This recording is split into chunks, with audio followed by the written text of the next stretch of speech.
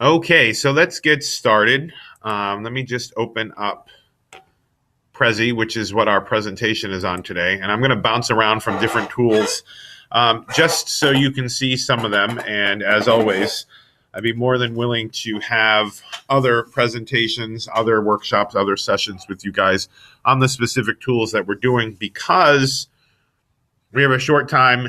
I go through things quickly and we can spend some time on everything specifically. So today, let's talk about technology in your teaching. And you all know how much I love using technology in my classroom.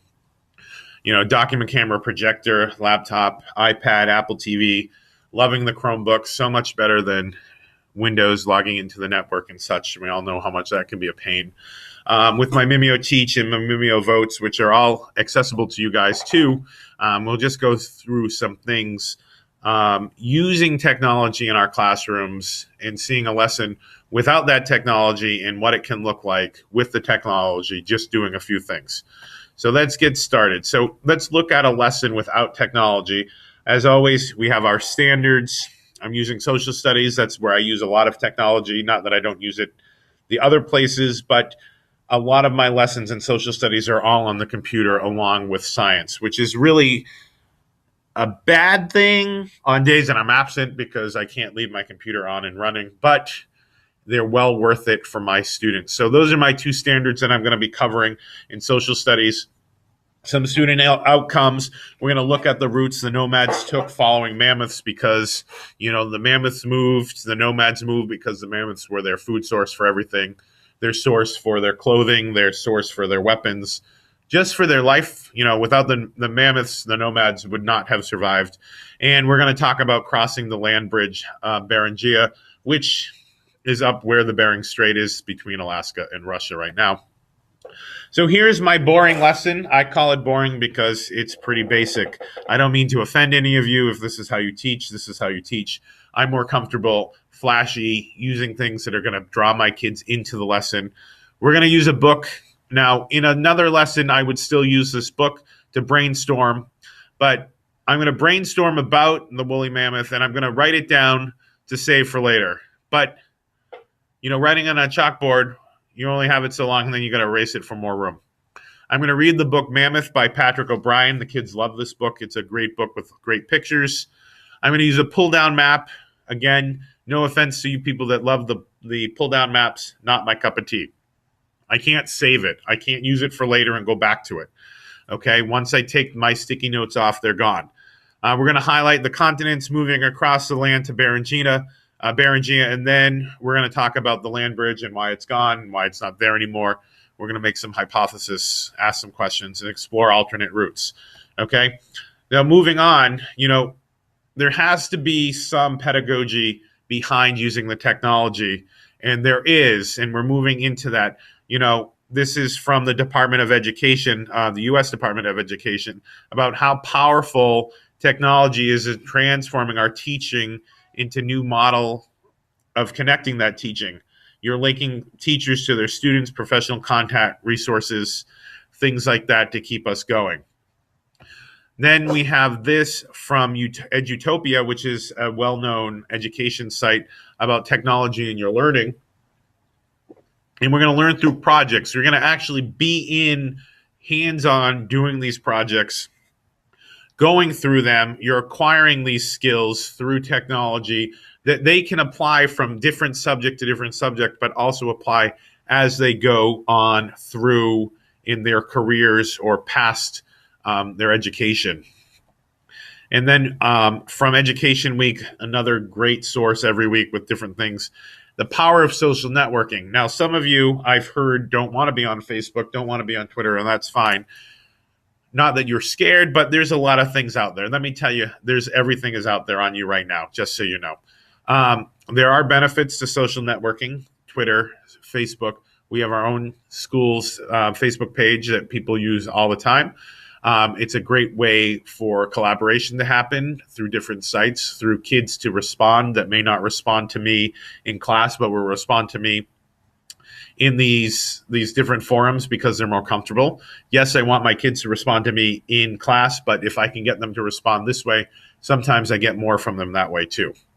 So let's jump into our lesson. I'm going to use technology and Web 2.0 tools. Web 2.0 tools are just simply web-based tools. Most of them are free, which is great for us with no budget. Okay. My standards are the same, except this time I've added a technology standard, and those are from the International Society of Technology and Education. These are the student standards. I kept the same social studies standards because nothing's changing there. My outcomes also will not change just because I'm using technology. But this time I'm going to start my lesson with a hook. And this is through Animoto, which is online at animoto.com. You can make, with a free account, a quick, we're going to go back to that, a quick 30-second video. And what I've done is just taken pictures of what I'm going to be talking about, maybe from the book, maybe from maps, maybe from different sources, and embedded them into this program and just put some music to it, and they're gonna be hooked into it because of the pictures, the sound. And this is a quick 30-second clip that maybe took me 5 minutes to make. And I'm gonna go back now to my Prezi, and I'm actually gonna switch to Animoto if I can. And it's very quick. I click create, and let's hope the network's working. You can pick your different styles, and again, we can do this on a different class. On this, you click your pictures, and you can get started. Sorry. I thought that was, this is a featured one. So you choose your style. It's asking me to click on this one. It's asking me to log in. I'm not exactly sure why. I'm already logged in, but that's okay. We'll come back to that. So Animoto is a quick, site to use that's very easy that we can get to in another workshop. We're going to preview it again, but this time I'm going to write the brainstorming down using Mimeo Studio, Mimeo Teach. And this is Mimeo Teach. We're going to come back to this slide that you're seeing right now later. But what I can do is if I turn on my tools, I have this whole toolbar that I can either write like this and write my notes down, hi everyone, or I can actually type them, hello. And I can save these for later by going up here to save. And I'm not going to save it right now because I'm going to delete this when we're done. But what's nice about this is I can save it as a PDF, upload it to my website, or I can print them out and give them to my students, which I often do, especially if they were out sick for the day. So let's go back for the brainstorming. And then I'm going to actually read the book under my document camera. That way everyone can see what's going on at one time, not fighting over pictures, etc. That's going to save some time by everyone seeing everything at one time. Okay, and then using Google Earth. Google Earth is, again, a great product that's free. You download it, googleearth.com, and it's an interactive globe. You can see that I'm clicking here. If I turn on over the land bridge, you can see that I have different things going on here, and I can actually track with my students the different routes, and it's now interactive for them. They're seeing the world as it is and where they went across the land bridge and what things look like. And what's cool about this is if I want to shut off this, I can shut this off, and I can shut this off. And where is the other one? Let me just shut it all off for a minute. Then I can show them this is what the Bering Strait looks like today. This is what it looked like when the ocean was sucked up in the ice caps. So they get a great view of that. All these layers I just added myself, which is very simple. Again, we can look at Google Earth together at a different workshop. What I did in here was I just embedded a video of YouTube showing you exactly what I just did on Google Earth, just so you could see the difference. So I'm not going to play that right now because it's just going through exactly what we just did.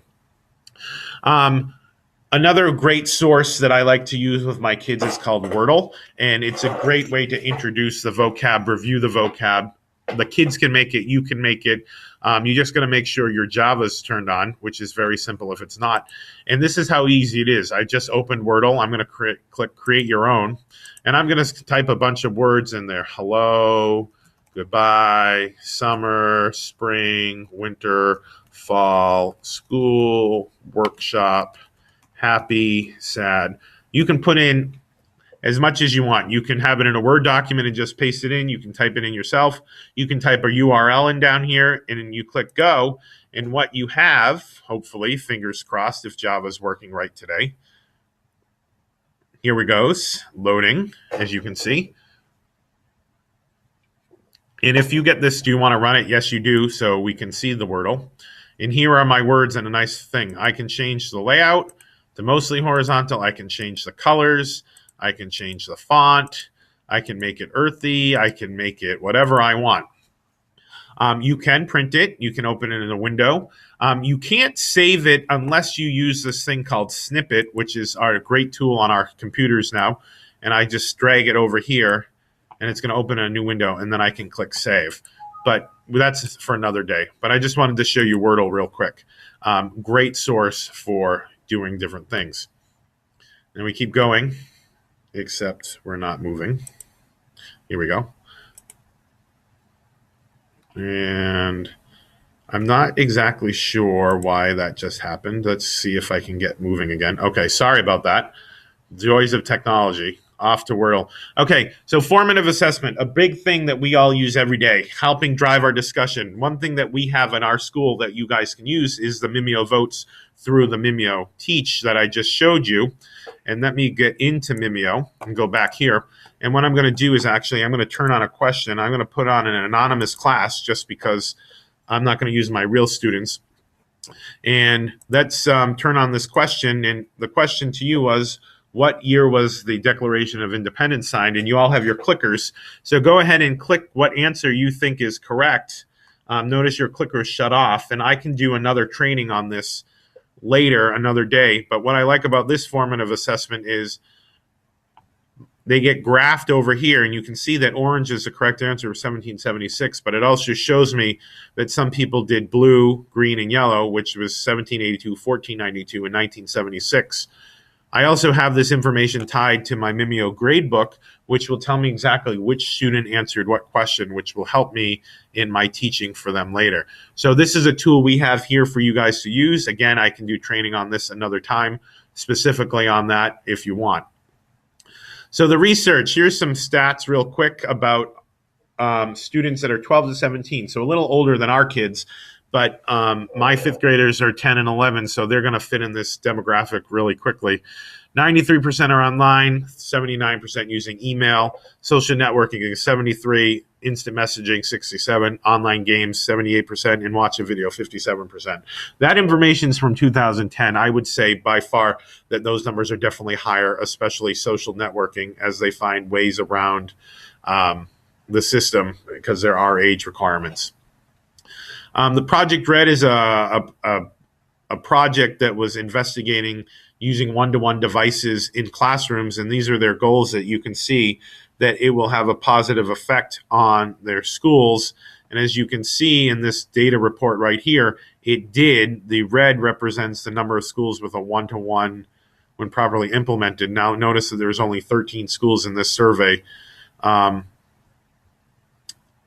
All one-to-one, there was 227 schools, and all the other schools surveyed was 770. So the data is a little bit skewed because of the properly implemented one-to-one. There's only 13 schools represented out of the whole study.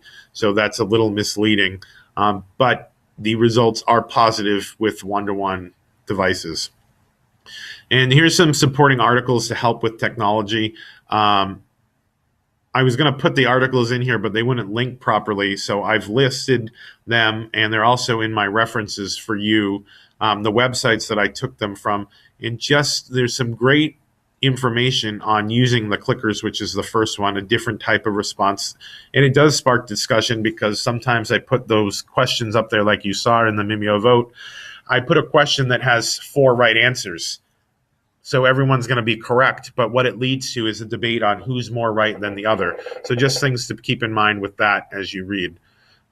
Here are my references for you to look at if you have further questions or want to go back and look at something.